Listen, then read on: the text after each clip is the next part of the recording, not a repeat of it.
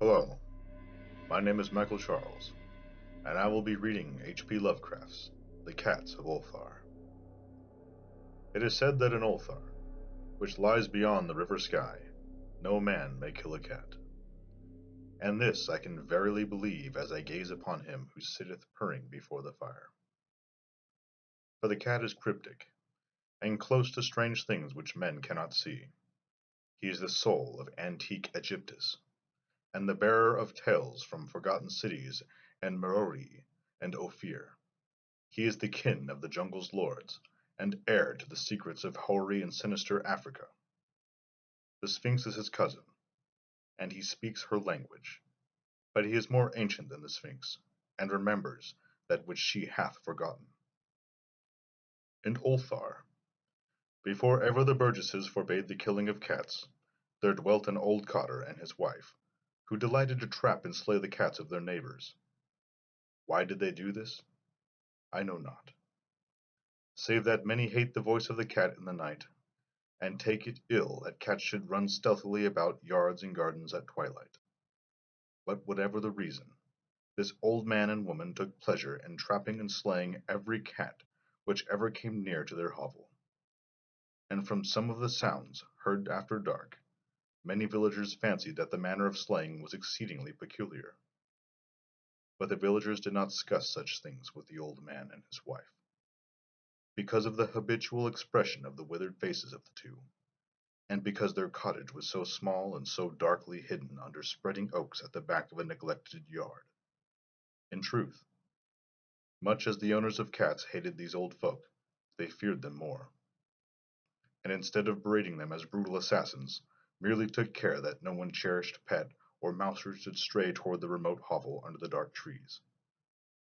When through some unavoidable oversight a cat was missed, and sounds heard after the dark, the loser would lament impotently, and console himself by thanking fate that it was not one of his children who had thus vanished, for the people of Ulthar were simple, and knew not whence it was all cats first came.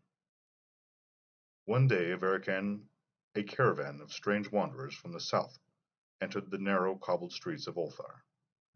Dark wanderers they were, and unlike the other roving folk who passed through the village twice every year, in the marketplace they foretold fortunes of silver, and bought gay beads from the merchants.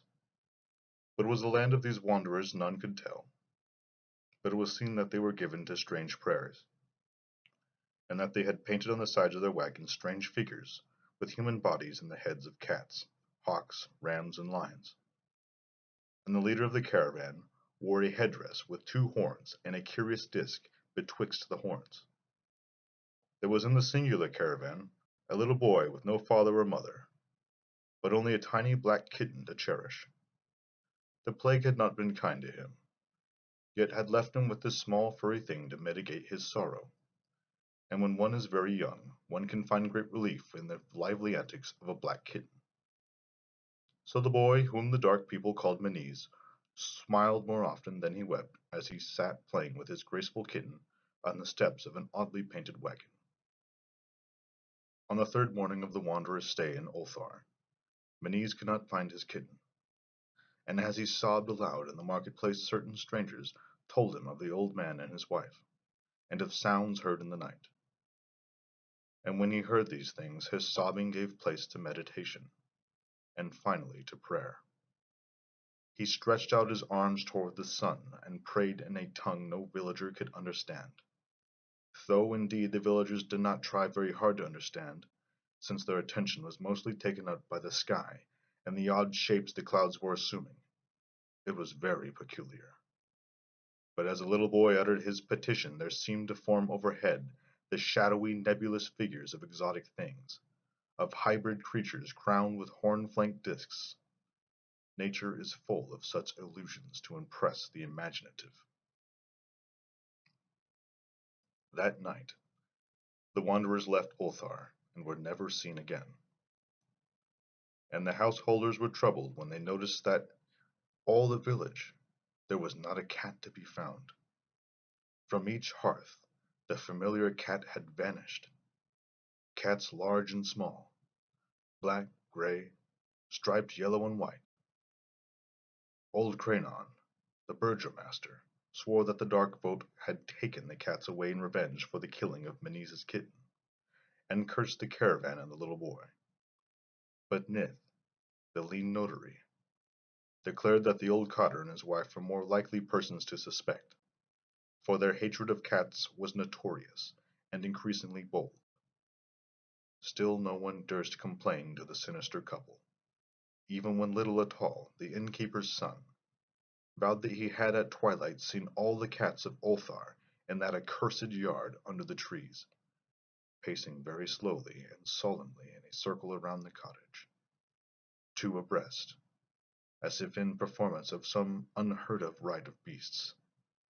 The villagers did not know how much to believe from so small a boy, and though they feared that the evil pair had charmed the cats to their death, they preferred not to chide the old cotter till they met him outside his dark and repellent yard.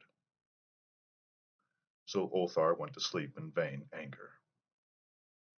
And when the people awakened at dawn, behold, every cat was back at his accustomed hearth. Large, small, black, gray, striped, yellow, and white, none was missing. Very sleek and fat did the cats appear, and sonorous with purring content. The citizens talked with one another of the affair, and marveled not a little. Old Cranen again insisted that it was the dark folk who had taken them, since cats did not return alive from the cottage of the ancient man and his wife. But all agreed on one thing, that the refusal of all cats to eat their portions of meat, or drink their saucers of milk, was exceedingly curious.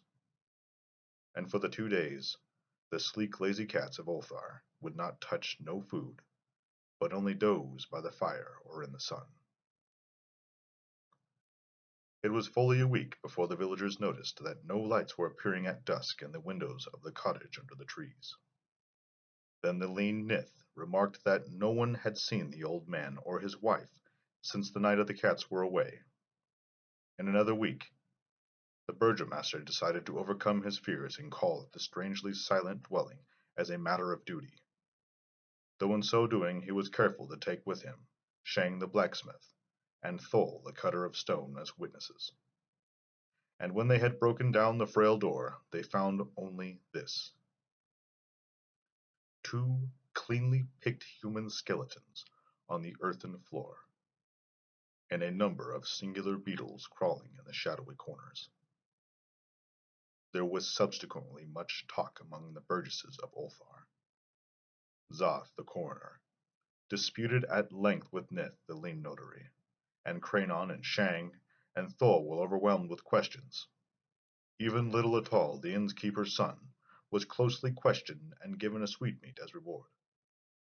They talked of the old cotter and his wife, of the caravan of dark wanderers, of small Maniz and his black kitten, of the prayer of Maniz and the sky during the prayer, of the doings of the cats of the night the caravan left, and what was later found in the cottage under the dark trees in the repellent yard. And in the end, the burgesses passed that remarkable law which is told of by the traders in Hathig, and discussed by travelers in Nur, namely, that in Ulthar no man may kill a cat. Thank you for listening to my reading of H.P. Lovecraft's The Cats of Ulthar. Until you hear from me again, I am M.Charles, signing off.